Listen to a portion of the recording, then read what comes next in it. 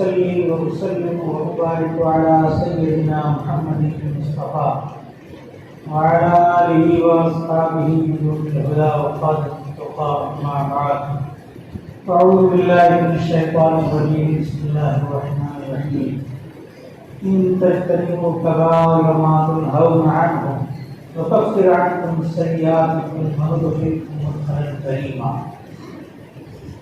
وقال عليه الصلاة والسلام فوالله لا الفقر أخشى عليكم ولكن أخشى عليكم أن تبسط عليكم الدنيا كما بسطت على من كان قبلكم فتنافسوها كما تنافسوها وتهلككم كما أهلكتكم أو كما قال عليه الصلاة والسلام. میرے محترم بزرگوں اور دوستوں، اللہ کا کروڑ شکر احسان ہے کہ اس نے قرآن کی مجلس میں ہم کو شریک فرما لیا. کہاں تک کہ حافظوں نے کہیں 6 پارے پڑھائے، کہیں 3 پارے پڑھائے، کہیں 1.25 پارے کی مجلس ہوئی. جو حافظ پڑھاتے اس کو پوچھو کہ کتنی محنت پڑتی ہے، اور کھانا بھی اچھا نہیں لگتا ہے. جب تراویح ہو جاتی ہے تب سکون ہوتا ہے. جب پڑھا بڑی محنت سے پڑھایا ہے. اللہ ان کے حافظوں کے پڑھنے کو قبول فرمائے، انوار و برکات نصیب فرمائے، قرآن کا انوار ہم سب کو نصیب فرمائے. دوسری بات یہ ہے کہ ایک ہے ادھر ادھر کی نیت ہے، اور ایک ہے مرکزی اور مین نیت. ابھی ہم لوگ جو کوئی کام کرتے ہیں ادھر ادھر کی نیت زیادہ کرتے ہیں، کیونکہ خیر غنیمت ہے، کچھ نیت نہ کریں اس سے تو ادھر ادھر کی نیت کرنا ہی بہتر ہے. گجراتی میں ایک کہاوت ہے کہ نام کرتا کونا مہار، ایسا ہے. اور ایک ہے مین اور مرکزی نیت. کبھی ہم اللہ والوں کی صحبت میں جاتے ہیں، جیسے مجمع ہے، ایک اشراف پورا ہوا، اللہ والوں میں نماز کہاں کیمپ ہے، روحانی امراض بہت پھیل گئے ہیں. میرے والد صاحب رحمۃ اللہ علیہ کا ایک ہی کیمپ ہوتا تھا، اور اللہ والے مختلف جگہ ہیں، اپنے اپنے کیمپ ڈالے ہوئے ہیں. جب مہلک امراض دنیا میں پھیل جاتے ہیں، جسمانی امراض میں کتنے ڈاکٹروں کو بلایا جاتا ہے، پمفلیٹ چھپائے جاتے ہیں، اور کتنا اہتمام. اس کا کوئی اہتمام نہیں. بہت کی دولت ملتی ہے، نہ کوئی فیس نہ کچھ نہیں. مشورے لینا ہے ہمارا کام. تو کیمپ لگائے ہوئے، اور ابھی اور بھی اللہ والوں کا کیمپ لگے گا. جائیں گے اللہ والوں کی صحبت میں. بعض لوگ گھر جائیں گے، بعض لوگ دیگر اللہ والوں کی صحبت میں جائیں گے. اللہ والوں کی صحبت میں جانا اس کا ایک اصل مقصد ہے. یہ نہیں ہے کہ وہاں جا کے کثرت عبادت ہوگی. کثرت عبادت تو گھر بھی ہو سکتی ہے. اعتکاف کر لو مسجد میں، بہت عبادت ہو جائے گی. اس کا ہجوم کم ہوگا تو اور زیادہ عبادت ہوتی ہے. میرے خود کا حال ہے کہ پہلے اشرے کی عبادت کم ہوتی ہے، بدنی عبادت. آخری اشرے میں کہنا ہوتی ہے کوئی نہیں ہوتا ہے. تو کثرت عبادت کی بعض لوگ نیت کر کے آتے ہیں. بعض لوگ کہتے ہیں بھائی یکسوئی سے رمضان گزر جائے گا، اچھی بات ہے، یہ بھی غیر غنیمت ہے. مین اور مرکزی نیت یہ ہے کہ ہم اللہ والوں کی صحبت میں جو جا رہے ہیں تو اس لیے جا رہے ہیں کہ ان کی صحبت اللہ والوں کی مل جائے ہم کو. وہ صحبت گھر بیٹھے نہیں مل سکتی، وہ صحبت ہم کو مل جائے، اس لیے ہم جا رہے ہیں. اور اپنی اصلاح کے لیے جا رہے ہیں. 2 نیتیں ہیں. جہاں بھی جانے اللہ والوں کے وہاں اور نیت کریں کہ ہماری اصلاح ہو جائے گی. دوسرا یہ ہے کہ گھر جو دولت نہیں مل سکتی تھی صحبت، وہ اللہ والوں کی صحبت مل جائے گی. یہ نیت ہم کریں. تقریباً آج سے 33-38 سال پہلے یا 40 سال پہلے کا واقعہ رہا ہو. سہارنپور جانا ہوا. حضرت شیخ زکریا رحمۃ اللہ علیہ کے انتقال کے بعد کی بات ہے. حضرت شیخ یونس صاحب رحمۃ اللہ علیہ محدث کبیر، ان سے بیعت ہوئے. سہارنپور جانا ہوا. اس وقت ایک دھن تھی، تو مسجد میں بیٹھ جانا ہے، 10-15 بارے پڑھ دینے ہیں، تو تلاوتی کر دار قدیم میں حضرت کا قیام تھا. والد صاحب رحمۃ اللہ علیہ آئے دار قدیم میں. وہ دار قدیم میں رہتے تھے. مذاہب میں 2 مسجدیں ہیں.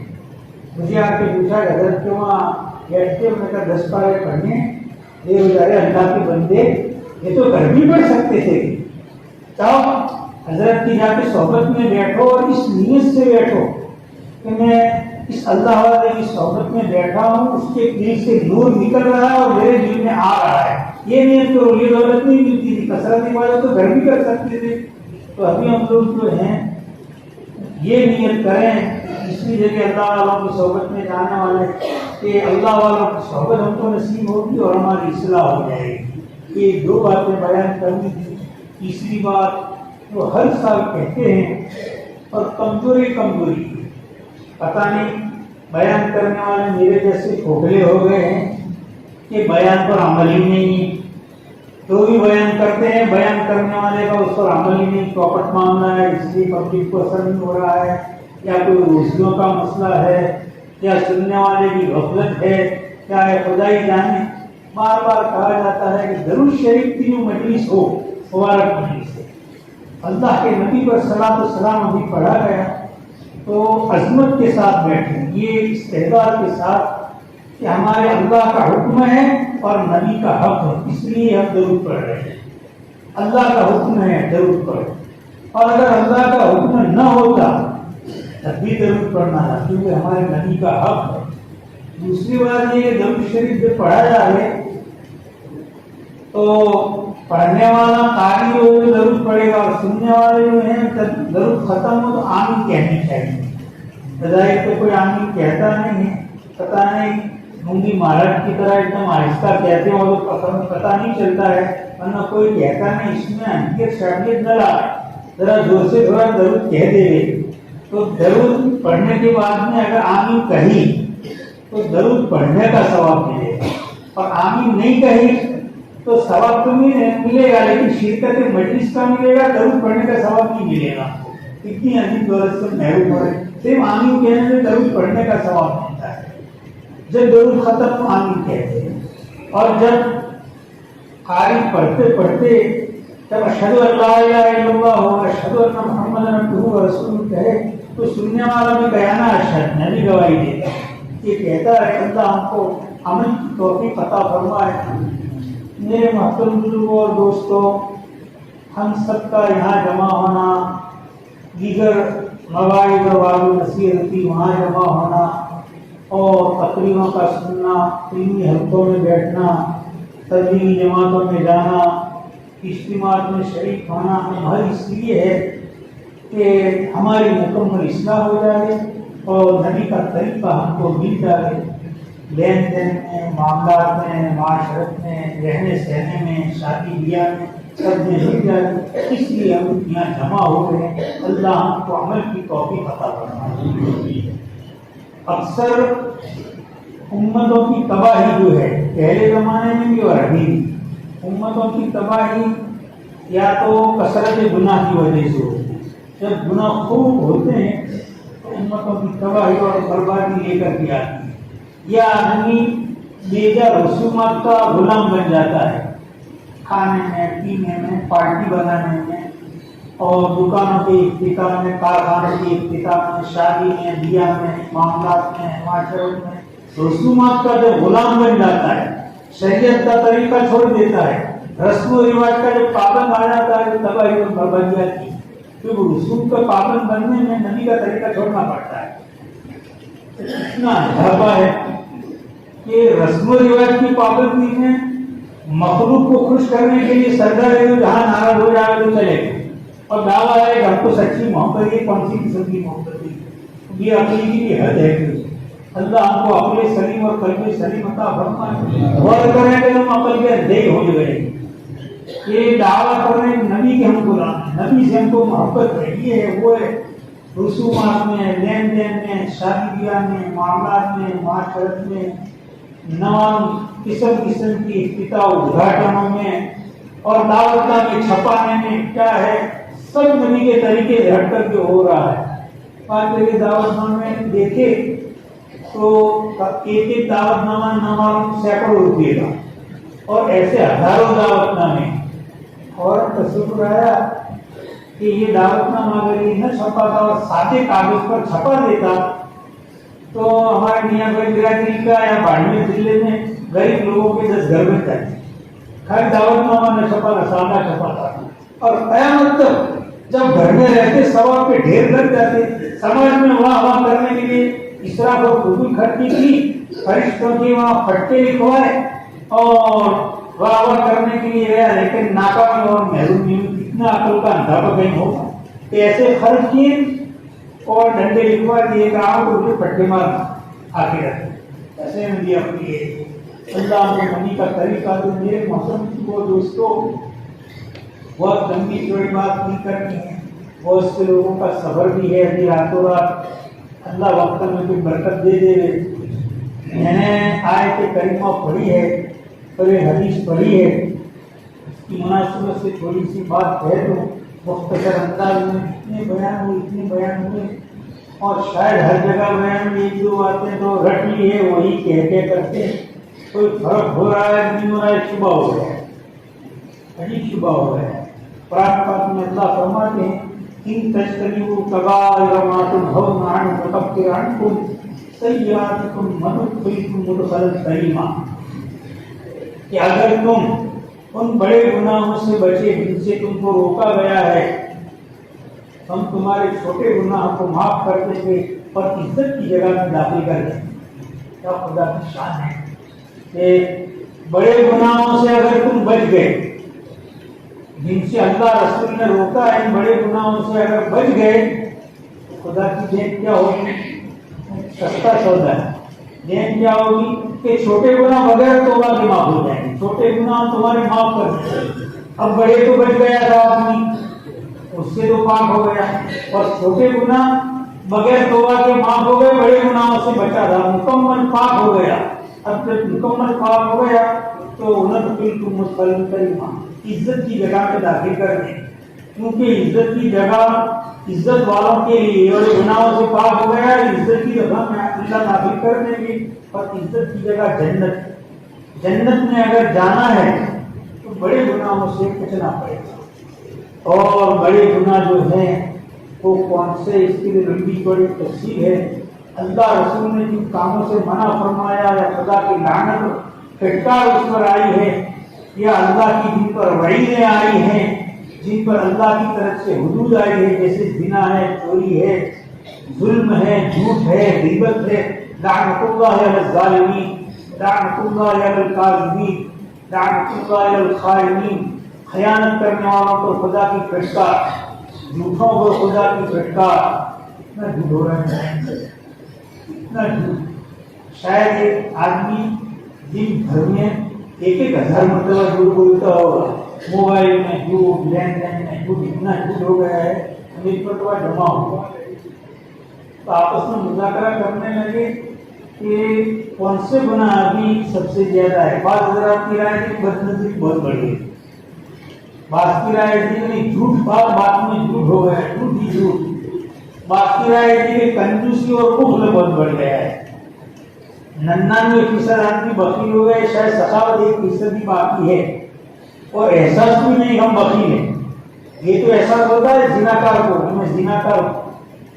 خیانت کرنے والے کو کبھی کبھی احساس ہو جاتا ہے مجھ سے خیانت ہو گئی, جھوٹے کو کبھی احساس ہو جاتا ہے کہ میں جھوٹ بول گیا اور مال جو ہے جھوٹ بول کر کے بیچ دیا ہے, یہ کبھی احساس ہوتا ہے. لیکن بخیل کو تو احساس ہی نہیں, ہر آدمی سمجھتا ہے کہ میں سخی ہوں. تو کبھی وہ اپنا حساب کرتا ہی نہیں ہے کہ کتنا میں نے خرچ کیا. اور لوگ بھی ایسے ہیں کہ اگر کسی کو 500 روپئے دے دیے اور کروڑوں آدمی کو نہیں دیے, اس کی سخاوت کی تعریفیں کرنا شروع کر دیتے ہیں. سمجھ لو کہ آپ لوگ کسی کی حد ہے, تو وہ بھی سمجھتا ہے کہ میں بہت سخی ہوں. اپنا حساب لیتا نہیں ہے کہ کتنے فیصد خرچ کیا. 5 لوگوں کو ملا, ہمارے مبارک آ رہا ہے, مبارک مہینے ہیں, آپ للہ خرچ کتنا کرتے ہیں؟ نہیں سمجھا بہت لکھوں روپے خرچ کرتے ہوں گے. تو وہ بتا نہیں رہے, نہیں بہت خرچ کرتا ہوں. سب کچھ سے میں اتنا یار خرچ کرتے ہو, بہت کے خرچ کرتے ہیں, اتنا 10-15 لاکھ روپے. ان کی حیثیت کے مطابق میں نے سوال کیا, نہیں اتنے سارے 50,000. اب کروڑوں میں سے 50 روپے 1000 روپے کو کوئی نسبت ہی نہیں ہے, 1% بھی نہیں ہوا. وہ تو کہاں کنجوسی کی حد ہے, یہ تو 1% بھی نہیں ہوا. صدقہ خیرات اور للہ اس کی اتنی کمی ہو گئی ہے کہ ہر آدمی اپنا حساب دے تو ہر آدمی اپنے آپ کو کنجوس پائے گا۔ حضرت عمر رضی اللہ تعالیٰ عنہ کا فرمان ہے حاسبوا قبل ان تحاسبوا، کہ اپنا حساب لے لو قبل اس کے کہ تمہارا حساب قیامت کے لیے ہے۔ اپنا حساب تو کبھی لینا چاہیے کہ مجھ سے جھوٹ کتنا ہو رہا ہے، مجھ سے فریب کاری مکاری کتنی ہو رہی ہے، دنیا میں گناہ کتنے بڑھ گئے، اثر کینہ عداوت بیاج خوری سود بہت بڑھتے جا رہے ہیں۔ ابھی نئے نئے گناہ وجود میں آ رہے ہیں، دیوسی کہہ رہے دیوس بنا بہت عام ہو گیا ہے۔ کسی آدمی کو کوئی احساس نہیں ہے کہ میری بیٹی میری بہو اجنبی کے ساتھ کر رہی ہے، یہ کر رہی ہے، نہ کرنے والوں کے ساتھ باتیں کر رہی، اس کا کوئی احساس نہیں ہے۔ دیوس بنے گہرے دیوس پر جنت حرام ہے یا کوئی اور سود کتنی بڑھ گئی ہے۔ یہ گناہ پہلے نہیں تھے، ہمارا علاقہ پاک تھا، اس میں بھی یہ گناہ ہے۔ دیوس بنا کیا گیا ہے، سود آہستہ آہستہ آہستہ غیر محسوس طریقے سے آ رہی ہے۔ بیاج خوری اور سود میں تھوڑا اضافہ آ رہا ہے۔ بہت ہی بھیانک گناہ ہے سود، زنا سے بھی زیادہ خطرناک گناہ ہے، بہت خطرناک گناہ ہے۔ بعض حضرات نے لکھا ہے کہ اگر کوئی آدمی بے انتہا غریب ہے اور اس کے کھانے کے لیے کچھ نہیں ہے اور بیوی بچے بھوکے ہیں تو وقتی طور پر سوال کر سکتا ہے، بھیک مانگ سکتا ہے، سوال اور بھیک مانگ سکتا ہے وقتی طور پر۔ حالانکہ بھیک مانگنا یہ بھی کبیرہ گناہ ہے، چھوٹا گناہ نہیں، کبیرہ گناہ ہے، اللہ تعالیٰ کیوں گیا، لیکن پھر بھی اجازت دے دے، بھیک مانگ سکتا ہے۔ لوگ لڑ گئے اور آپس میں اصلاح کرنے کے لیے جھوٹ بول سکتا ہے، اس کی اجازت ہے۔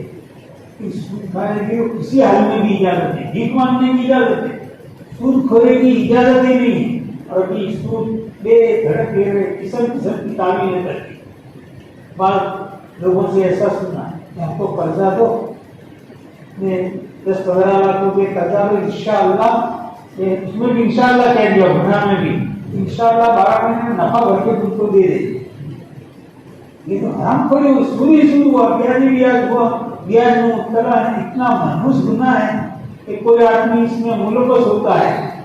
اسی طریقے سے یہ بھی سنا گیا ہے خواہ اپنی تجارت کو بڑھانے کے لیے، تجارت چھوٹی ہے، بزنس چھوٹا ہے، اس کو بڑھانے کے لیے سود اور بیاج، اپنا سماج میں نام رہ جائے کہ اس میں شادی بیاہ میں ایک ہی بکرا کھلایا ہے، تو یہ تو کوئی آدمی ہے 10 بکرے جس کو تو کاٹنے جائیے، تو سماج میں نام پیدا کرنے کے لیے اور خدا کی پھٹکار اور لعنت دینے کے لیے سود پر بیاج پر پیسے لاتا ہے تاکہ میں 10 بکرے کر کے سماج کو کھلانے والا سبھی ہے 10 بکرے کاٹ دیے تھے، کوئی واہ واہ کرتا نہیں ہے، کھا کھا کے ہاتھ دھو کے چلے جاتے ہیں اور خدا کے وہاں پھٹکار ہے۔ تو سود معمولی بہانوں میں لوگ لے رہے، اتنا منحوس اور بدترین گناہ ہے، زنا چوری سے بھی بڑھ کر کے ہے کہ آدمی اگر سود کھوری کی توبہ بھی کرتا ہے تو سود لینے والا جو ہے وہ خدا سے لڑ رہا ہے، اور جو خدا سے لڑے گا وہ ناکام ہوگا، اور سب سے بڑی ناکامی ہے کہ مرتے وقت اس کو کلمہ نصیب نہیں ہوگا۔ پوری زندگی ایمان والا ڈھیرا پیٹا گیا اور موت آئی تو ایمان اللہ نے چھین لیا، وہ خدا سے لڑائی تھی تو اتنی بڑی دولت اللہ چھین لیتا ہے کہ بیاج خوری کی منحوس گناہ ہے، اس کی نحوست ہے۔ اللہ ہم کو عمل کی توفیق عطا فرمائے۔ تو بعض بڑے گناہ ایسے ہیں کہ بغیر توبہ کے معاف نہیں ہوتے ہیں۔ ایک دو کی مثال بعد میں دیتا ہوں تاکہ حدیث کا ترجمہ ادھورا نہ رہ جائے۔ میں نے حدیث پڑھی تھی کہ حدیث اس لیے مناسبت سے پڑھی اس آیت کی کہ مال کے فتنے کی وجہ سے یہ سب کچھ ہو رہا ہے، یا تکبر اور گھمنڈ کی وجہ سے میری نام پوری ہو جائے، میرے مال میں کمی نہ ہو گئی، اس لیے ہو رہا ہے۔ حدیث کا مطلب سمجھنے سے پہلے ایک چیز سمجھ لیں۔ ایک مرتبہ حضرت ابو عبیدہ ابن جراح رضی اللہ تعالیٰ عنہ کو آپ نے بحرین بھیجا، وہاں کے گورنر تھے، بحرین عامی بنا کر کے بھیجا تھا۔ تو حضرت نبی صلی اللہ علیہ وسلم نے حضرت ابو عبیدہ ابن جراح رضی اللہ تعالیٰ عنہ کو فرمایا کہ جائے اور بحرین جا کر کے مال لے کر کے آ گئے۔ بحرین گئے اور مال لے کر کے مدینہ منورہ حاضر ہو گئے۔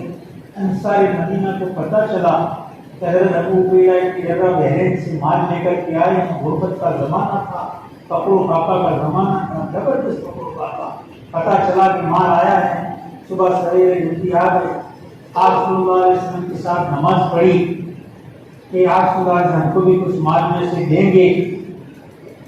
نبی صلی اللہ علیہ وسلم نے جب انصار کو دیکھا تو مسکرائے اور پوچھا کہ بھئی آپ کو پتہ چلا ہوگا کہ ابو عبیدہ مال لے کے آئے کیا اللہ کے رسول, آگے میں کچھ خبری سن لو, میں تم کو مال دوں گا.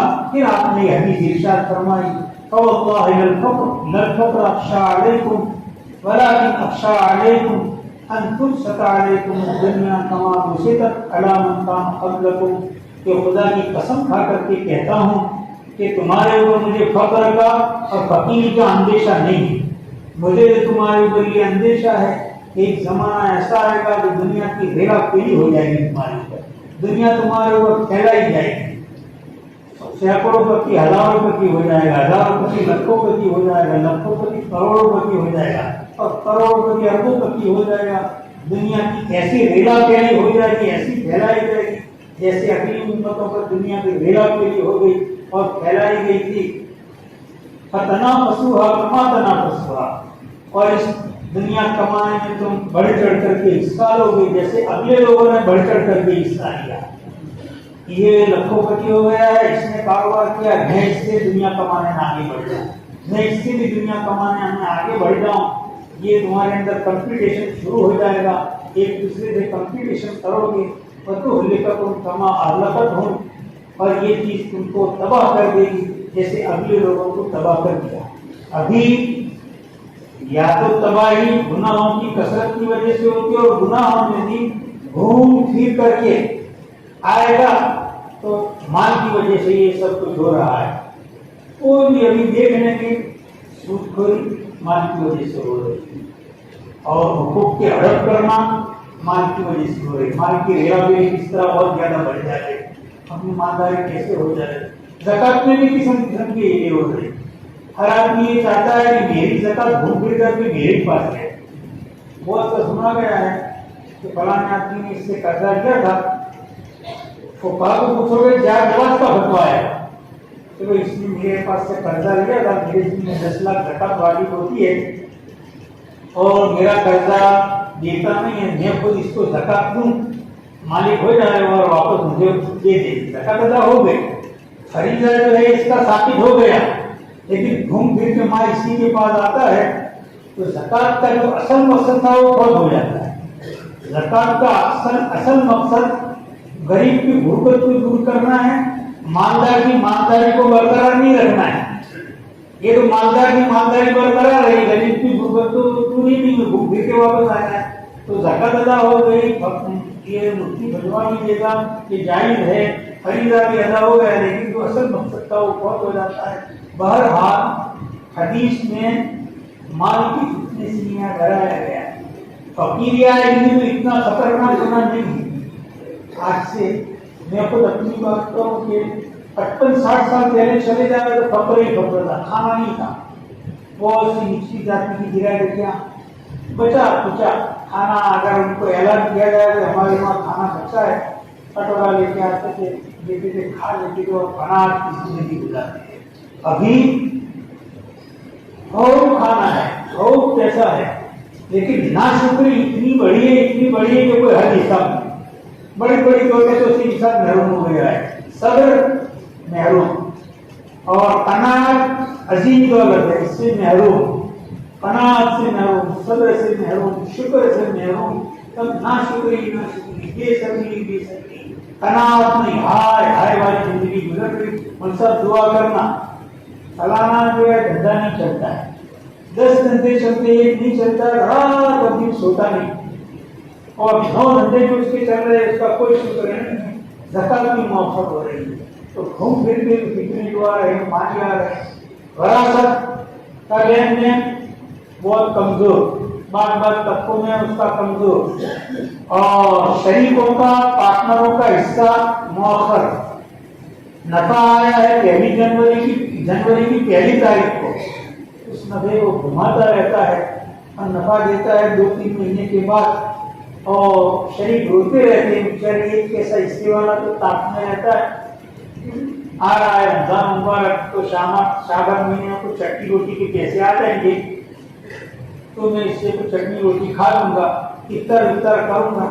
دیتا نہیں, رمضان چلا گیا تو کیا فائدہ. جیسے رمضان چاہے گھوڑی میں آتے تو کیا کہوں, گجرات میں کہاوت ہے, پھر کیا فائدہ. رمضان تو چلا گیا, اس کو رمضان میں خرچ کرنا ہے اور مطالبہ بھی نہیں کر سکتا ہے کہ بھائی وہ پیسے مجھے دے دو, خبردار مطالبہ دے دو, تمہارے پیسے مڑی لے لو, راست تمہارا حصہ ختم کر دیتا ہے. وہ بھی ڈرتا ہے. ایک کیسے ہو کے دادا گیری کرتے ہو, ٹویٹر وہ بھی ڈرا ہوا ہے. جب حصہ رکھنا تھا کمن لوگ بہت ہے, یہ ہے, اتنی فضیلتیں سنا ہے, منافع نہیں دینے کا منترا اللہ اس کا حق ہے, خیرات نہیں دے رہا ہے, حق دے رہا ہے, موقع کر دیتا ہے. یہ ابھی جو ہو رہا ہے مالی لین دین میں, یا تو جھوٹ ہے یا مکرو فریب ہے یا لوگوں کے حقوق ہڑپ ہے یا غصب ہے. اگر کسی آدمی نے نفع پر وقت نہیں دیا, 2-3 مہینے مؤخر کر دیا تو اس نے مال غصب کیا, اس کا 3 مہینے تک اس کو غصب کیا. 6 مہینے اگر پڑا رکھا غصب کا گناہ ہوگا. اور اگر بالکل دیا ہی نہیں منافع, حقوقی کھا گیا, ہوٹل کھا گیا, کارخانے کھا گیا, وراثت کا بٹوارا نہیں کیا, وارث کا مال کھا گیا, تو سمجھ لو کہ حقوقی ہڑپ کر دیے, قیامت تک معاف نہیں ہے. ہر مرتبہ ہم وراثت کے بٹوارے کا کوئی بھی مثال دیتے ہیں. اس مرتبہ بھی ایک مختصر مثال دے دیں. نیا مجمع آتا ہے, بات بار بار آئے تو کوئی حرج نہیں ہے کہ یہ بھی کبیرہ گناہ ہے. حکم ادا نہ کرنا, ٹال مٹول کرنا بھی گناہ ہے اور غصب ہے. اور بالکل ہڑپ کر جانا یہ تو اور زیادہ بھیانک گناہ ہے. مثال کے طور پر ایک آدمی ہے, اس کا منافع تھا اور منافع آیا تھا زیادہ, اور 2 نمبر کے اس میں دفتر بنا دیے, چوپڑے بنا دیے, اور حساب پوچھا, اس کو بتا دیا کہ دیکھو منافع تو ہر مہینے میں اتنا ہی آیا ہے. منافع آیا تو لاکھ ہو گئے, حساب 50,000 کا بتا دیا اور اس کو منافع 50,000 کر دیا. 50,000 ہڑپ کر لیے. ماں اپنی حرام کے بیٹا بتا رہا ہے, شریف کے ساتھ تاخیر کی سب کا نہیں دیا تو ہڑپ کا. اسی طریقے سے وارث کو وراثت کا بٹوارا نہیں دیا, ہڑپ کا ہوگا. گزشتہ سال کی یہ بات بیان کی تھی, ضمن ابھی یہ بات پھر بیان کر دے تاکہ نئے ساتھی آئے ہیں تو وہ سن بھی لیں اور عمل بھی کریں. بھائی عمل کرو بھی, مثال دیتے ہیں غلط بات پر, اس پر بہت عمل کرنے کی ضرورت ہے. فضائل کی باتیں تو بہت ہو رہی ہیں.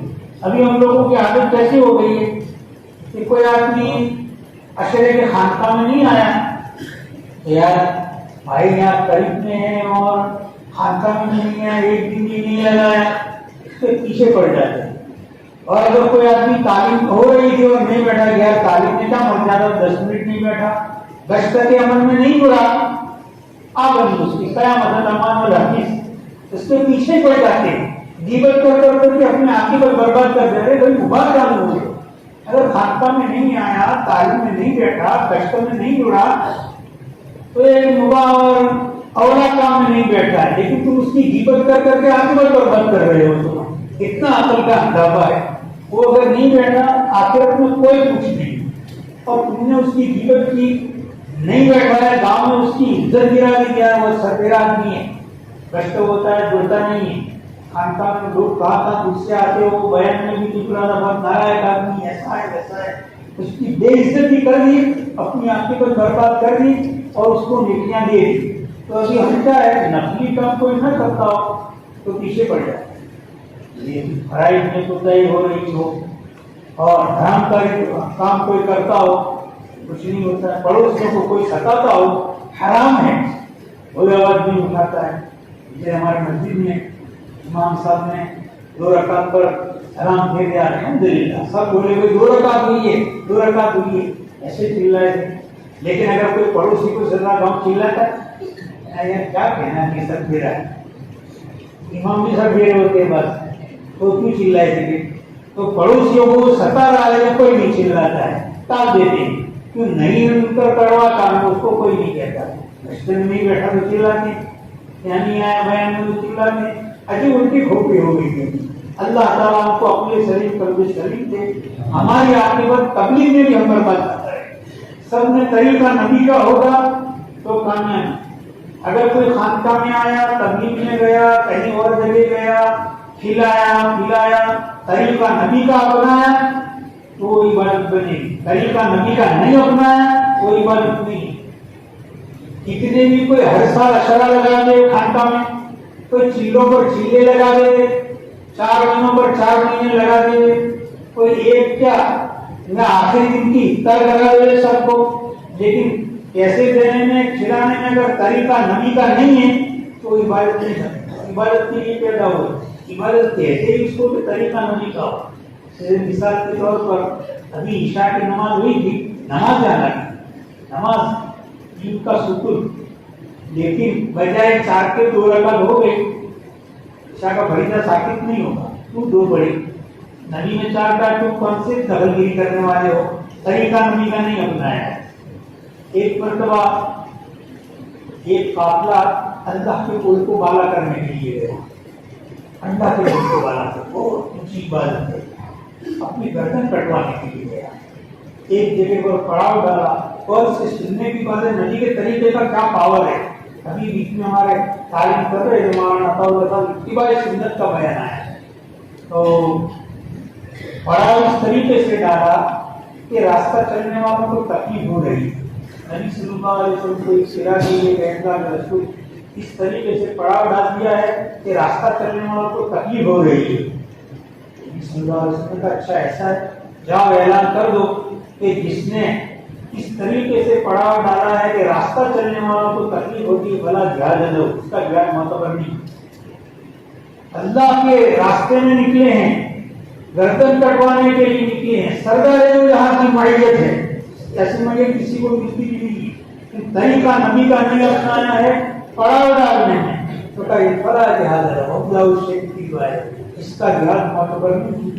خلاصہ یہ نکلا کہ کوئی کام اتنا ہی بڑا کیوں نہ ہو, اگر طریقہ نبی کا نہیں ہے منہ پر مار دیا جائے گا. خانقاہوں میں آیا ہے اور آنے میں اگر طریقہ نبی کا نہیں, اس طریقے سے ہوتا ہے کروٹ ادھر بدلی, اس ساتھی کو کھانے میں ستایا, سوئے ہوئے تھے ان کو ادھر پسلیوں میں لات ماری, اس کو سر میں لات ماری, پھلکتا ہوا گیا اور جماعت میں گیا تھا, ساتھیوں کے ناک میں دم کر دیا, امین کی اطاعت نہیں کی, کہنا مانا نہیں مانا, اور بے اصولی کے ساتھ جماعت میں گیا یا حرام پیسے سے گیا, منہ پر مار دیا ہے. کتنی چیزیں رقم پورے ہو تو طریقہ نبی کا نہیں ہے. اصل بات جو ہے طریقہ نبی کا ہوگا. میرے محترم بزرگوں اور دوستوں, بات دوسری ہو گئی. میں یہ کہہ رہا تھا کہ یہی حال ہمارے مالوں کا.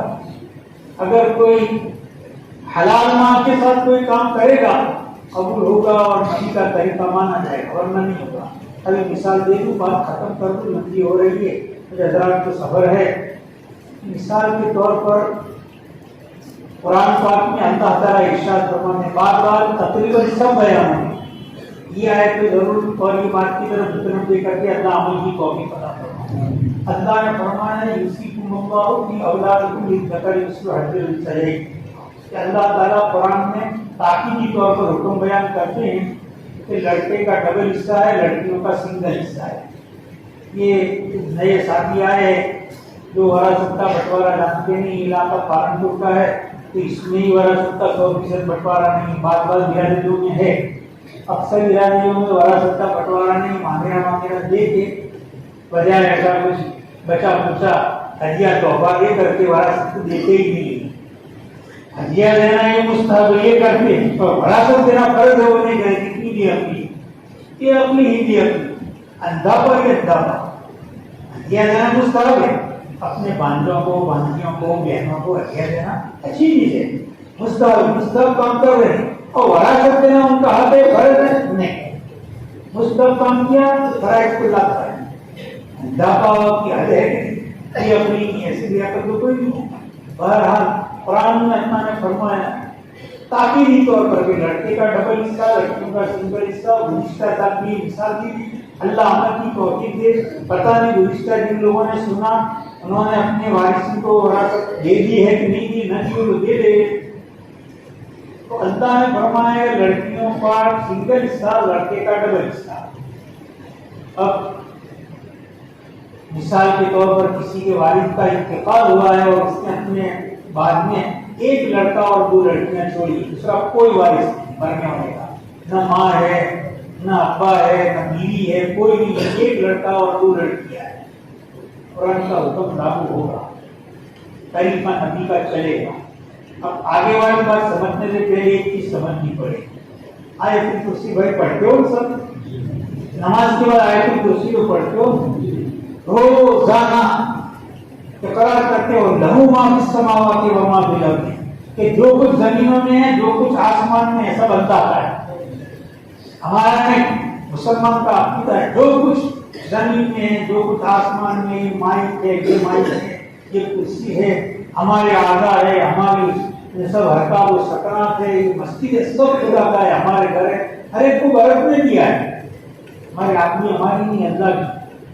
ایسا نہیں کوئی ایک آدمی کانا ہے بلاؤ میری آنکھ نکال دو اور اس کو دے دو، ایک کڈنی دوسرے کو دے دو فالتو، اس کی کتنی معمولی سی ڈیمیج ہے تو ابھی ڈاکٹر نے کہہ دیا خون چڑھا دو اور کوئی مرتا نہیں ہے، خون ویسے بھی ایسا کہا اتنے فیصد ہے اتنے فیصد ہے، نہیں چڑھائیں گے تو بھی چلے گا لیکن بیماری تھوڑی مہینہ ہے 2 مہینے کے بعد ٹھیک ہوگی، ڈاکٹر نے کہہ دیا۔ سردار قرآن نے حرام کیا اس کا کچھ معمولی یہ بہانے کر کے خون چڑھا دیا، خود ہے ہی نہیں اپنا۔ جب اللہ کی اجازت ہو اس کے رسول کی اجازت ہو خون چڑھا سکتے، اللہ رسول کتنی دینے کی اجازت دے تو دے سکے، ہمارا نہیں ہے، ورنہ آئے کرسی میں پڑھ دو مت پڑھو۔ قرآن پاک میں آیا تھا لہو ما فی السماوات و ما فی الارض، ایک جگہ نہیں سینکڑوں جگہ، جو کچھ زمینوں میں ہے جو کچھ آسمان میں سب اس کا، سب اسی کا ہے، مال بھی اسی کا ہے، دیا تھا ابا کو دیا تھا، اس طریقے چاہے تصرف کرے۔ اب ابا کے مرنے کے بعد پھر سے تو اللہ نے کہا ہے کہ ہمارے مطابق ہمارا معاملہ دیکھو، لڑکیوں کو ڈبل لڑکوں کو ڈبل دینا، لڑکیوں کو سنگل، لہٰذا 2 لڑکیاں ایک لڑکا ہے، لڑکا ڈبل لے لے لڑکیاں سنگل لے لے۔ اگر باپ نے اپنے انتقال کے بعد 4 لاکھ روپے نقد اور کیش چھوڑے ہیں، 2 لاکھ روپے لڑکا لے گا، 1 لاکھ تو لڑکیوں کے حصے میں آئیں گے۔ بھائی نے اگر اپنی بہنوں کو 1 لاکھ روپے دے دیے اور 2 لاکھ اپنے پاس رکھے الحمدللہ، حرام کا پیسہ آیا، اس سے ولیمہ کرے گا، شادی بیاہ میں کھانا کھلائے گا، افطاری لوگوں کو کرا دے گا، عمرے کرے گا، حج کرے گا، چیلے لگائے گا، 4 مہینے لگائے گا، اللہ والوں کی صحبت لے جائے گا، سب قبول ہوں گے۔ اور اگر 4 لاکھ روپے اپنے پاس رکھے، بہنوں کو کچھ نہیں دیا، ادھر آئے تو کبھی عید کے دن ہدیہ دے دیا، بقرعید کے دن کلو گوشت بھیج دیا، اور بچا ہو جائے کہتے ہیں ایسا دے دیا، تو 50% حرام کا مال آیا۔ اس پیسے سے شادی بیاہ کرے گا، برکت نہیں ہوگی اور پھٹکار ہوگی کہ حرام کے پیسے سے کھانا کھلا رہا ہے۔ اس پیسے سے چلے لگائے گا، 4 مہینے لگائے گا، پورا واپس آئے گا گھوم پھر کر کے، عمرہ کرے گا، بھوک اور مار دیا جائے گی، نبی عمرے ہو رہے نہیں جائے وراثت کی نہیں، وراثت باقی لوگ پیسے مانگتے ہیں آپ کے پاس تو پیسے بھی لیکن منصا وہ بیوی کہتی ہوں کہ یار 10 سال ہو گئے اب تو اللہ کا گھر دیکھنا، کیسے مانگتے ہیں؟ بیوی تو کہہ رہے لیکن اللہ کہتا ہے پہلے قرضہ دے دو۔ ہمارے والد صاحب ممبئی گئے، بڑے پوری اچھے کالج کی ہوئی ہوں، کچھ نہ قصہ بتایا، بڑے حضرت آئے، مجھے کہا کہ بھائی آپ کے اوپر کوئی قرضہ ہے؟ حضرت قرضہ ہے۔ اچھا قرضہ دیکھو کہ آپ سے میری وصیت ہے کہ آپ سے ہمارا ہدیہ بھی بن، صدقہ بھی بن، خیرات بھی بن، مدرسوں میں چندہ بھی بن، اپنا قرضہ ادا کرو پہلے۔ تو کہتے مزے لے لے کے بیان کر رہے تھے، اس زمانے میں آج سے 23-24 سال پہلے 3 لاکھ قرضہ تھا، میں نے قرضہ ادا کیا، تو یہ فرض ہے، یہ فریضہ ادا کرو۔ نبی عمرے کرتے لیکن پیسے مانگنے والے دھکے کھاتے رہے، 10 فٹ گئے، چپل کتنے کتنے، وراثت کا بٹوارا باقی ہے، جھوٹ مکرو بڑے آج دوں کا کل دوں کا پارٹنر نہیں ہے، ہوٹل کے کارخانوں کے نہیں دیتا، حساب کرتا ہی نہیں۔ صبر کرو حساب ہوگا، کب تک صبر کیا؟ ہمارے پاس میں صبر ہی کرو۔ میرے محترم بزرگوں اور دوستوں، یہ حرام کا مال آیا، اللہ ہم کو اپنے سلیم قلب سلیم عطا فرمائے، اور مال کا جو اتنا ہے ریلا کے لیے ہو گئی، الحمدللہ مال اچھی چیز ہے، اگر خدا اور رسول کے حکم کے مطابق خرچ کیا جائے، اس کی مرضی کے خلاف خرچ کریں گے تو وبال ہو جائے گا۔ ایک ہی مثال یہ ہے، بات خام خواہ لمبی ہو رہی ہے، خانقاہوں میں، تبلیغ میں، مواعظ میں، وعظ و نصیحت کی مجلسوں میں شرکت کا سبب یہی ہے کہ ہم سارے کبیرہ صغیرہ گناہوں سے پاک ہو جائے۔ اسی کا نام اصلاح ہے، اسی کا نام اصلاح ہے، صغیرہ کبیرہ گناہ پاک ہو جائے۔ بعض کو توبہ کریں، بعض گناہ ایسے ہیں خالی توبہ سے معاف نہیں ہوں گے، حقوق چکانے پڑیں گے، ادا کرنے گے، ادا کریں، معافی شافی کریں، اللہ کے دربار میں معافی مانگے۔ رحمت موجہ سمندر کی طرح موجیں مار رہی ہے، رحمت کے عشرے کی آخری رات ہے، مغفرت کا عشرہ آ رہا ہے، بڑے آب و تاب کے ساتھ قریب ہو گیا ہے، تو اللہ سے مغفرت کریں، خوب استغفار کریں۔ 2-5 منٹ میں بات ختم کروں، استغفار خوب کریں۔ کہ حدیث میں آتا ہے من لزم الاستغفار جعل اللہ له من كل هم فرجا ومن كل ضيق مخرجا ورزقه من حيث لا يحتسب۔ کہ جس شخص نے استغفار کی عادت بنانی، اللہ ٹینشن سے نجات دے دیں گے اور تنگی سے خلاصی دیں گے اور ایسی جگہ سے روزی دے دیں گے کہ اس کو گمان بھی نہیں ہو۔ خوب استغفار کریں، آنے والا پورا عشرہ مغفرت کے ساتھ جوش مارتا ہوا آ رہا ہے۔ استغفار میں جو چاہے استغفار کریں، لیکن سب سے اول نمبر کا استغفار وہ ہے اس کے الفاظ قرآن کا، رب اغفر وارحم وانت خیر الراحمین۔ پھر دوسرے نمبر کے استغفار وہ ہیں ان کے الفاظ حدیثوں میں آئے ہیں۔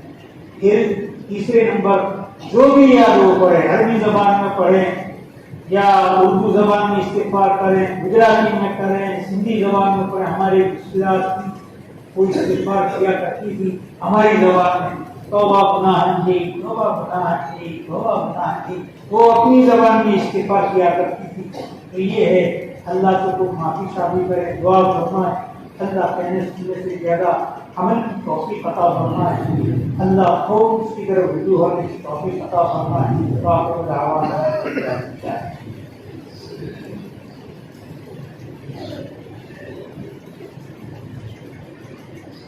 ویڈیو کے نیچے سبسکرائب کے بٹن پہ کلک کریں، بیل کے آئیکن پہ کلک کیجئے تاکہ ہر نئی ویڈیو کی نوٹیفیکیشن آپ کو مل جائے۔